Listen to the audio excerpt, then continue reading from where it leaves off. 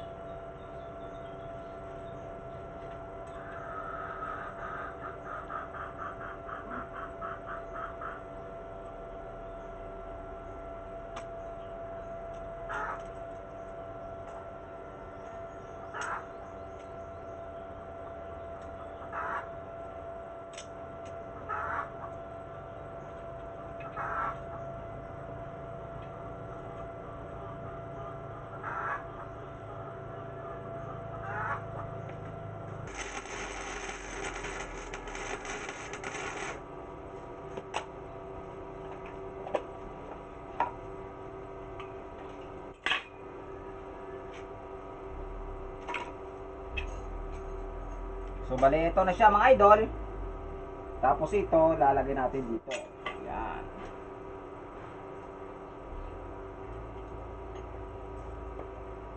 Para pag inikot-ikot natin to, mainit na kasi.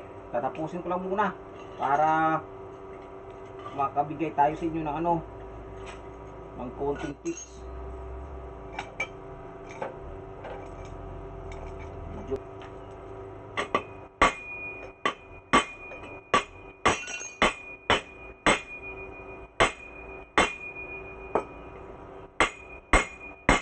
Flatten lang natin to mga idol para magkatabi silang dalawa, parang ganyan. Siguro iba sa inyo alam na to dahil nakakita na ng mga ganito sa YouTube na naipon. Ako mga idol pa sa naalala ko parang pangatlong gawa ko na to. Bigay martilyo man.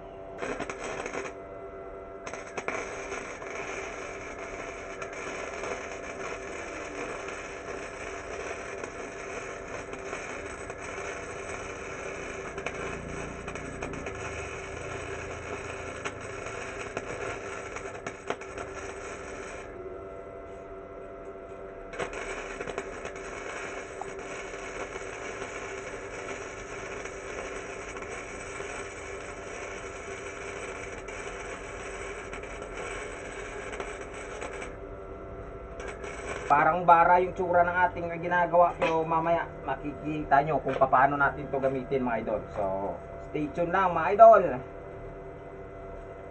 Sa nagsabi na hindi tayo marunong mag welding, thank you. Dahil hindi nga naman.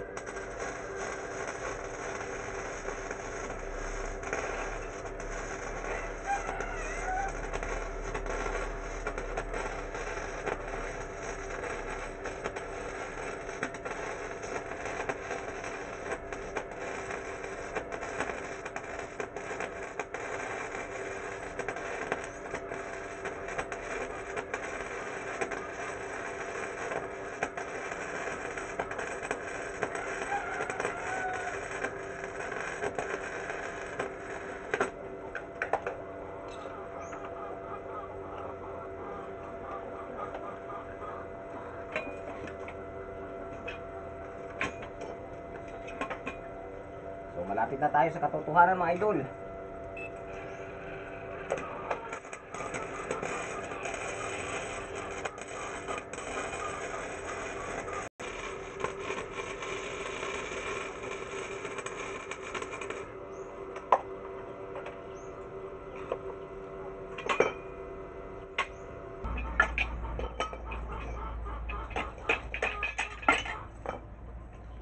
Yan, so parang ganito siya mga idol, bumubuka-buka. So medyo mainit pa kasi, kaya hindi pa natin po pwedeng magalaw. At ito naman mga idol, papatayuin ito natin. Ano yan? Para nang sa ganon, madali sa atin mag-access kapag po bumala tayo. Yan. So nakalimutan ko, ano pala ako, kalwite, pero okay na to kasi magagamit naman namin to. Symbol ko na lang.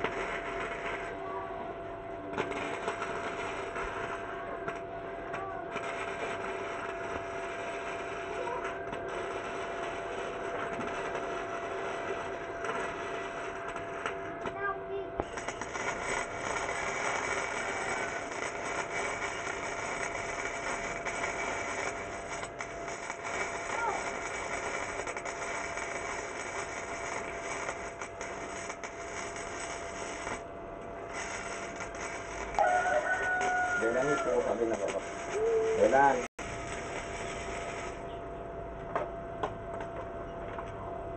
Almost done? Almost done na, mga kaibigan. Parang oh, ganyan na siya, mga kaibigan. Tinang niyog. Ano ba tawag doon? Niyog siguro.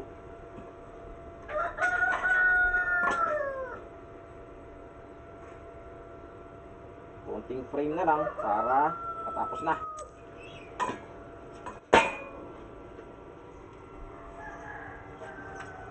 So magtatabas na lang tayo ngayon ng angle bar para magiging brace niya, mga kaibigan, para tumibay na ito. Tumibay na ito ating gawa.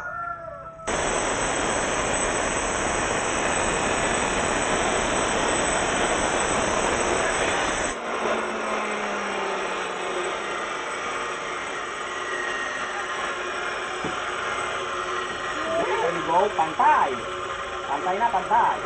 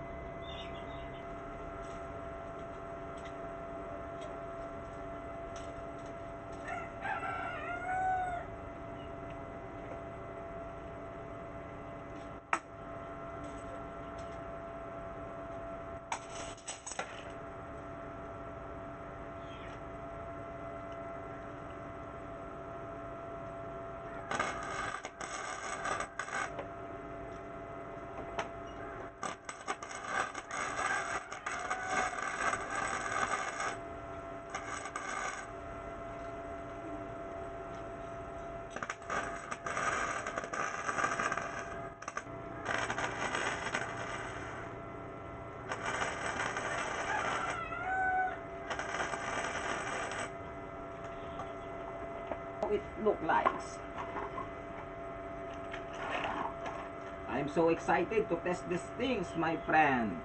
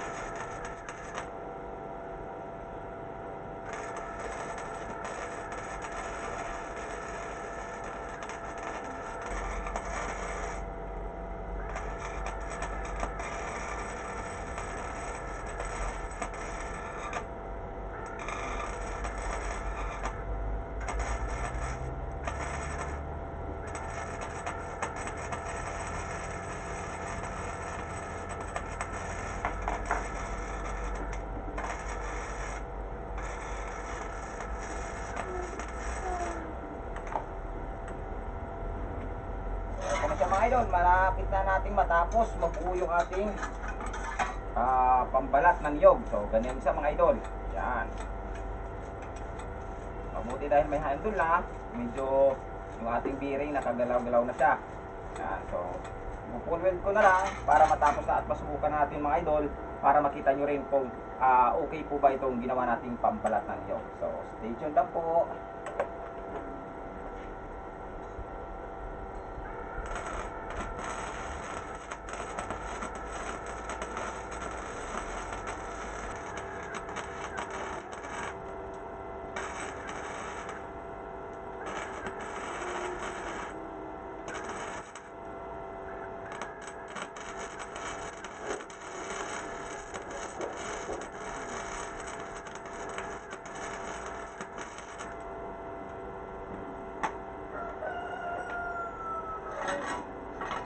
So yan, dahil okay na. Yan. So ito na yung ating pambalat ng niyog. Yan. So hahanap tayo ngayon ng niyog para subukan, pero bibili pa ako kasi dito ng bearing at saka spring. So pero papakita ko lang sa inyo mga idol kung paano ito gumagana. Hahanap tayo ngayon ng niyog para inyong makita.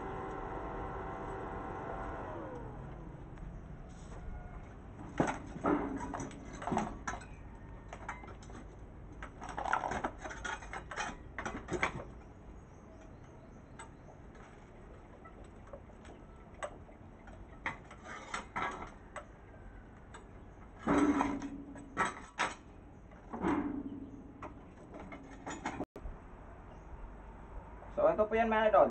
Tutusok lang po natin yung ating niyog. Tapos, ganyan yan. Oh, di ba? Sa inyo nakikita, nababalatan na po yung ating niyog.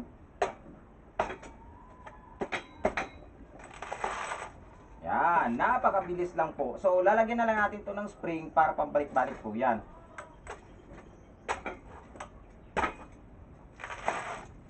Diba? Napakabilis lang. So hindi na si Mrs.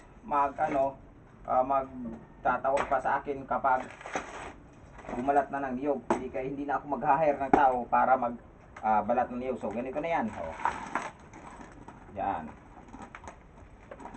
May natira pa. So yung natira, siyempre walang ligtas yan sa ating pambalat ng niyog mga idol.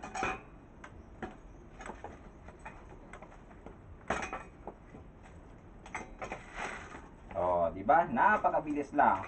So, ito na siya mga idol. Nakabalat na tayo ng niyog gamit tong ating pambalat ng niyog. So, ito kasi igagandahan ko pa to mga idol para naman sa gadon makita nyo ng maayos. Pero, kasi personal use namin to. Yan. So, gagandahan natin para mayroon tayo dito upuan na makaupo tayo dito para madali po at saka hindi po sa atin mahirap. So, maraming salamat po sa inyong panonood. Ito po yung gawang Foot Mustard Dehusker. Thank you so much.